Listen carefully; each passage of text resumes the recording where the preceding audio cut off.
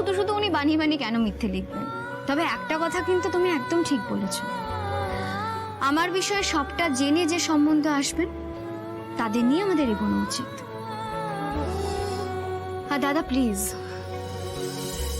Please তুই আমার বিয়ে নিয়ে চিন্তা করিস না দাদা। একটা সত্যি কথা বলবি, তোরা আমাকে আমার বিয়ে দিয়ে আমাকে বিদায় করে তোরা বেঁচে যেতে চাস না? না না বেঁচে না যাবি বল। না না রে বোন, ভুল বুঝছিস। আমি জানি তুই এখান থেকে চলে গেলে আমাদের বাড়ির কি হাল হবে। দেখ, ছোট থেকে আমি তোর ভালো চাই, তাই আমি চাই আমার বোন সারা জীবন সুখে থাকুক। হুম?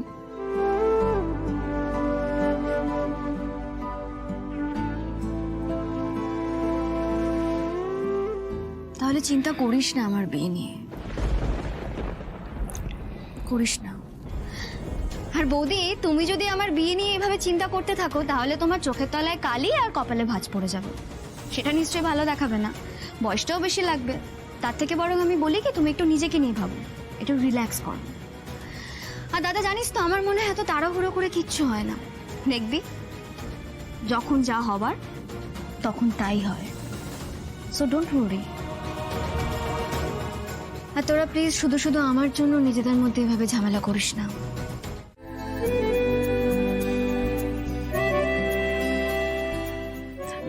এক মিনিট। হ্যাঁ বৌমা,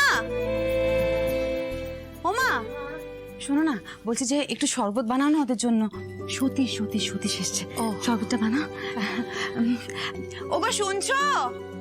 শোনো না, একটু বেরো বাইরে। আরে সতীশ আর সতীশের মা এসছে, এসো এসো, তো বলছিলাম না এসো। কি গো বৌমা, হলো শরবতটা? ও দিদি, এখন একদম ওই সমস্ত আয়োজন করতে হবে না, আমরা কিচ্ছু খাবো না। সতীশের একটু তাড়া আছে, ও দেখা করে যেতে চাইলো, তাই এলাম। আচ্ছা ভালো করেছেন, আমি আলাপ করে দিই আমার হাজবেন্ড। আচ্ছা, আর আমার ছেলে। নমস্কার দাদা। নমস্কার। ইনি হলেন ওই শিউলির ননদের ছেলে, তোমায় বললাম না? বসুন না। আসলে ওর মতো এত বড় আর ভালো মনের ছেলে না আমি দুটো দেখিনি, সেটা আমি ওর সামনেই বলছি। ও এত বড় একটা চাকরি করে কিন্তু এতটুকু অহংকার নেই। না না, এ কি বলছো? আমার মনে হয় চাকরি বাকরি, গাড়ি ঘোড়া যাই হোক না কেন, মানুষের মধ্যে অহংকার থাকা উচিত নয়।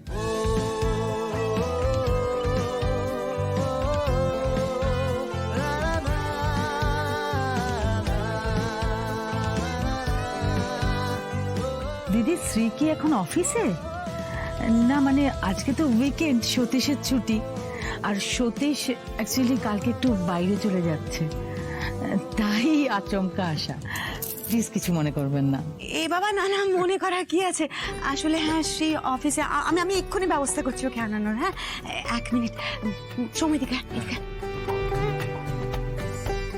বলো।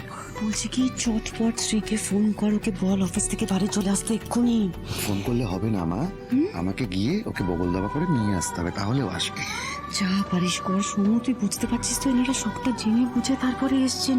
ওদের শিউলির মুখটা দেখ, আমাকে তো দেখে মনে হচ্ছে পুরো ব্যাপারটা পজিটিভ দিকে এগোচ্ছে। তাড়াতাড়ি যা, আমি সময়কে বলছি ওর একটা ভালো কোনো শাড়ির ব্যবস্থা করতে। ঠিক আছে, আমি যাচ্ছি। ঠিক আছে। বৌমা, ওমা শরবতটা দাও। আরে তুই দাঁড়িয়ে আছিস কেন, বস না। না না না, শ্রীর সম্বন্ধ এত সহজে পাকা হতে পারে না। তোমাকে না আমার খুব চেনা লাগছে, মানে আমার মনে হচ্ছে আমি তোমাকে আগে যেন কোথাও দেখেছি। তোমার মুখের মাস্কটা একটু খুলবে প্লিজ?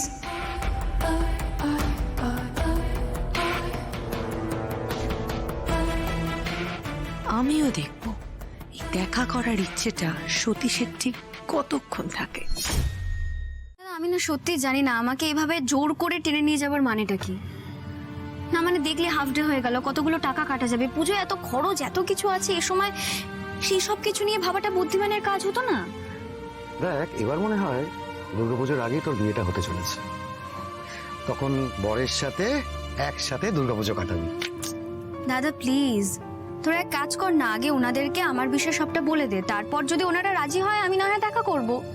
না না, একদম কিচ্ছু লুকোনো হয়নি, সমস্ত কিছু পরিষ্কারভাবে বলা হয়েছে যে আমার বোন নন গ্র্যাজুয়েট আর একজন সেলস গার্ল। দাঁড়া, তারপরেও ওনারা কিছু লুকোচ্ছেন না তো তোদের থেকে? মানে ঠিক করে খবর নিয়েছিস তো? আমি জানি না রে, মানে আজকালকার ছেলেদের একদম বিশ্বাস হয় না। তুই সকালে বলছিলিস না যখন যেটা হওয়ার সেটা হয়, এখন হয়তো এটাই হওয়ার। আর ছেলে তো আমাদের পরিচিতের মধ্যেই, শিউলি কাকিমার ননদের ছেলে।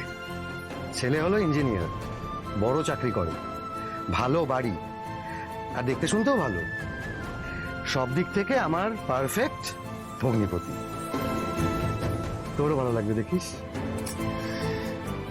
সামনে থেকে না দেখে আমি কিছুই বিশ্বাস করবো না রে, দেখা যাক কি হয়।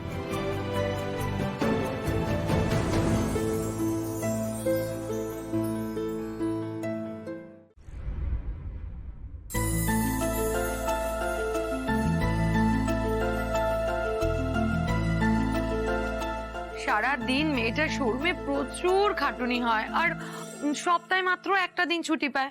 সেই অনুযায়ী মাইনেও না খুব একটা আহামরি কিছু পায় না।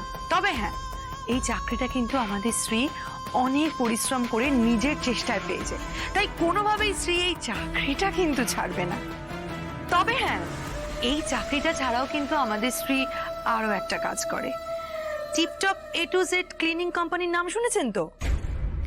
ওইখানে হাউসকিপিং এর কাজ করে আমাদের শ্রী।